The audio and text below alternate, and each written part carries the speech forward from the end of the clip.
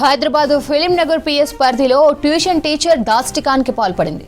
OYO కాలనీకి చెందిన first class student వల్లు తేజ నందన్ సరిగ్గా చదవడం లేదని చేతులు కాళ్ళు ముఖంపై అట్ల కాడతో వాతలు పెట్టింది ట్యూషన్ టీచర్ శ్రీ మానస.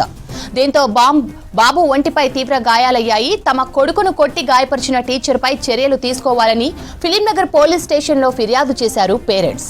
గాయాలతో బాబు సరిగ్గా నడవలేకపోతున్నాడని తెలిపారు. కేసు నమోదు చేసిన పోలీసులు వైద్య పరీక్షల కోసం బాలుడిని గోల్కొండ ఏరియా ఆసుపత్రికి తరలించారు. హైదరాబాద్ ఫిలిం నగర్ పిఎస్ పరిధిలో ట్యూషన్ టీచర్ దాష్టికానికి పాల్పడింది.